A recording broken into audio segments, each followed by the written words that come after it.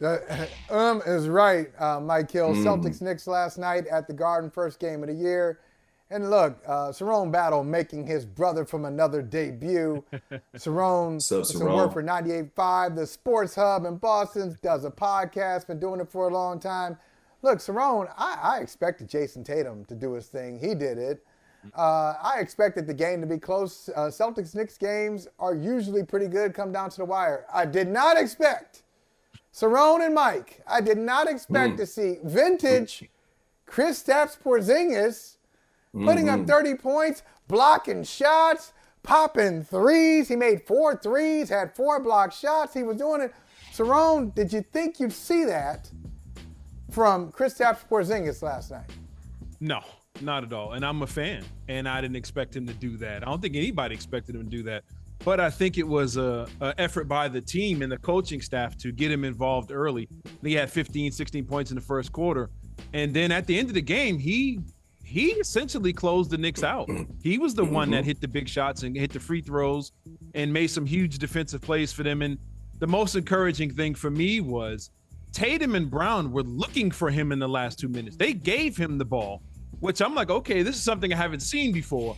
You know, them having another option like that. I didn't expect him to have that kind of game. I knew he had that type of ability, but I didn't think he'd do that game one against the Knicks like that.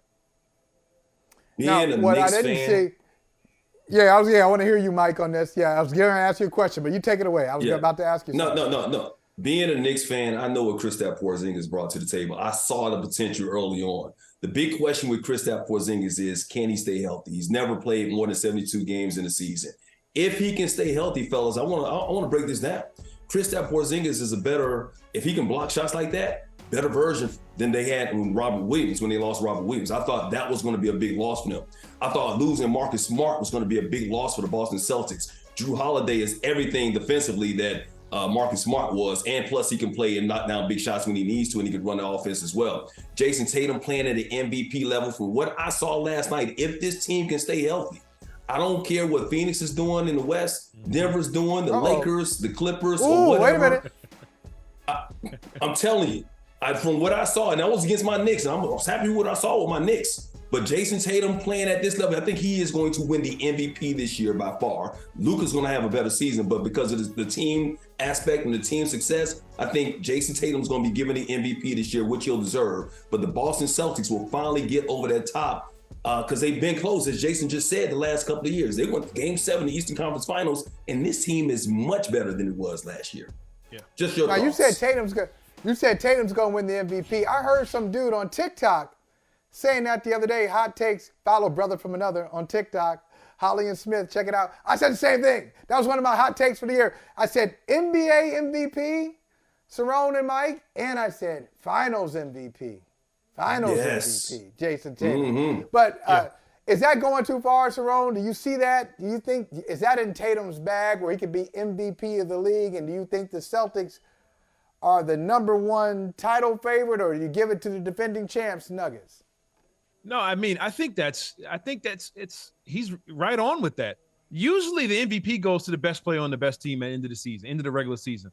And I think the Celtics would be right there as one of the top 2 teams, wins and losses wise in the NBA. And if you watch Tatum last night, everything was easy. And it was easy because of Porzingis being on the court and Jaylen Brown being to his left. Every time he went to the basket, something we've been begging for him to do, he went to the basket over and over again. Now that's Julius Randle and Robinson down there. And it was one-on-one easy layups because guys are afraid to leave the other guys on the perimeter. So it makes it easy for Tatum. And when you have a guy with that type of talent, getting easy buckets, shooting a high percentage on the team with a bunch of guys that can get 30, 40 points on any given night, they're going to be there at the end, and he's going to get a lot more votes because people are going to see this on national TV. It's going to pop more than other players will, like a Luka or somebody else. And it's going to be hard for him not to be MVP if they're at the top of the standings at the end of the season. I want to ask you guys about, I want to switch gears and talk about the other phenom from last night, and that's Wemby. Man, I wanted to see Wemby. I was like, I stayed up late. Well, I'm always up late. Let's face it, I'm always up late. But it's disappointing they didn't get the win.